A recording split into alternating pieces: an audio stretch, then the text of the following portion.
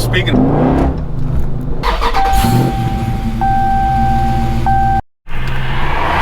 What's up, guys? Pulling up to the shop in a second here. Today's Tuesday. It's chilly. We have some blue skies besides the chemtrails, but that's another topic for a different channel. Anyway, pulling into the shop. I think that Ford is mine. That Dodge on the side is mine. To be done today. So we have a full day of work. When I say full day, I mean I need to be out of here by 2. I want to be out of here by 2, so I'll jump on those cars right now. All right, working on the charger. Computers unlocked. Smart access cable installed. Headers in. And the cold air intake. Meanwhile, I want to work on this one, but this one's having some issues. The hood won't stay open.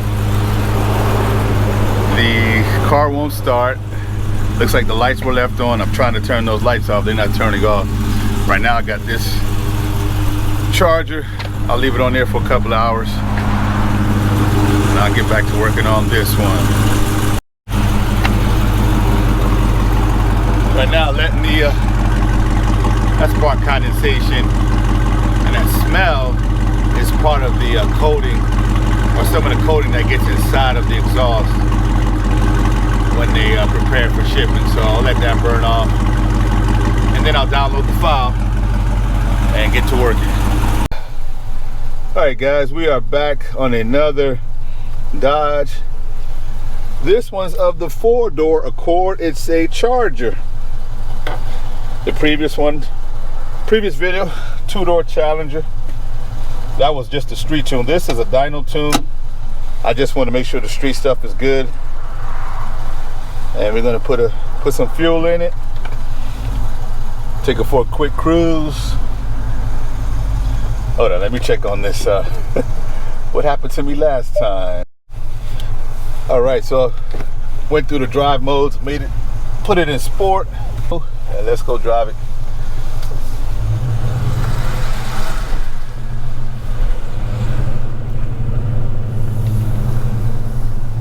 All right, just pulling out from the shop.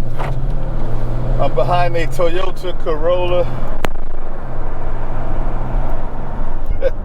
Definitely a big car, but it doesn't feel as big as it is, though. I will say that.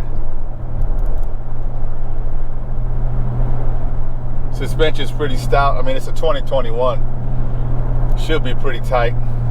I mean, it's probably not gonna beat a legit 2-door sports car in the handling department. Come on, Corolla. Anyway, I mean, so far looks good. Fuel trims are spot on, but I haven't goosed it. I kind of want to flex it a little bit, not wide open throttle, but like the mid-range, just to make sure it's not going lean with the headers.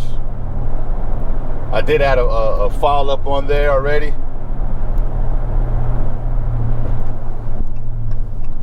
You see me, Honda, right? Slow down. All right. Looking at the car behind me. I pay careful attention, especially when it's a customer's car. All right, we're just driving by Goldcrest Porsche shop. Got a few Porsches outside. I think Porsche is probably the best manufacturer as far as performance out. And here's why. Listen to me. I know this is not Dodge content, but it's car content. So Porsche, their top models always sell out. There's always a waiting list. When you make a demand like that, where there's a waiting list and people are shelling out almost $300,000 for a car, and you sell out consistently for the GT3, you've got the perfect, you got a great thing going. And then what happens with the GT3, all the models below it that people can buy, they can't get the GT3. You can't get a GT3 if it's your first car. You have to buy 2 cars. They'll put you on a waiting list. So now you put up to a Porsche, you're making some money, you put up to the Porsche dealership, you want the bad boy, you want the GT3, and they tell you, unfortunately, no, you can't get on that, you have to buy something else first. You really want that GT3, you have that money, you're gonna buy something else. You're gonna buy 2 other cars, maybe one for your spouse, maybe one for your mother or something, Macan for your mother, but you're gonna buy it. So that's a recipe for profit, in my opinion. So I think Porsche is the best as far as getting their stuff sold. Performance wise, there's no haggling with it. I mean, they perform with the top, and they're usually at the top, the Porsche. But anyway, that is Porsche content, which is car content. That's my 2 cents on it. I just passed the shop. Do we need to put fuel in here? I want to. Yeah, I'll put fuel before I go to the dyno. This Texaco here is all right, but I like putting the same fuel from racetrack.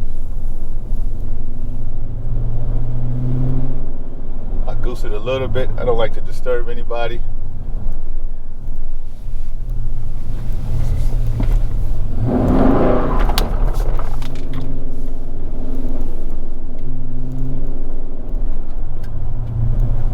These things are a hoot, let me tell you. They are a hoot.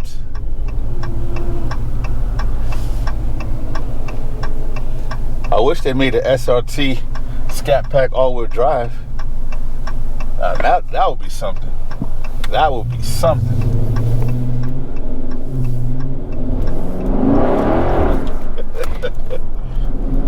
Yeah. She's a right. All right, so this one, I'll look at the log and she should be ready for dyno tuning if the log looks clean. Those 2 quick blips of the throttle.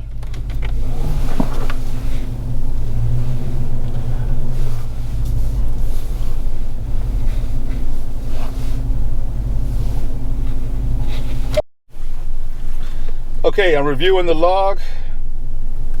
Let's see what it's saying. Let's see if it liked what I did with it. Yeah.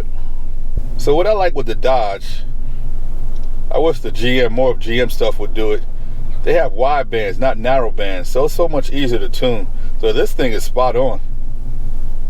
She's spot on. I added 10% up top, the fuel. I wide open throttle. I mean, she spun tire, didn't have really a load. I'll see more of that when I'm on the dyno, but at 5,000 RPM, we are at 0% and 1.6% on one bank, 0. So we're solid. What I mean by that, the closer we are to 0, the fueling's on point. AFR is on point. So we're left bank 1.6 plus, right bank's at 0, spot on. So the Porsche, there's one behind me, a black one. I'm gonna get in the right lane, see if he'll pass by. He's kind of going slow. You got the lane, come on. Let's see how clean you look. He's coming up. Yeah, he's looking clean. Try to get him on video. I love it, I love it, I love it. Oh man. That thing looks nice, gentlemen. Even though it's dusty, looks nice.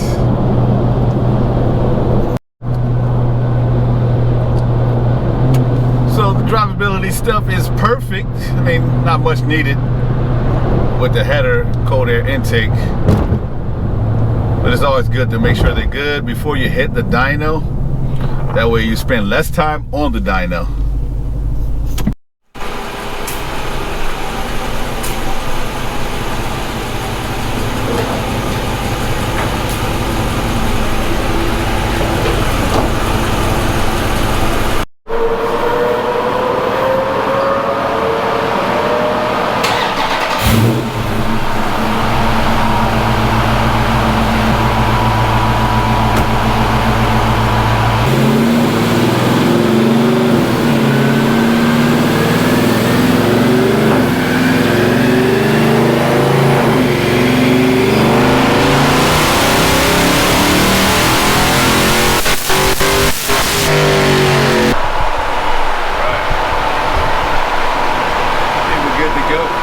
play with it a little bit more, but I think we're solid.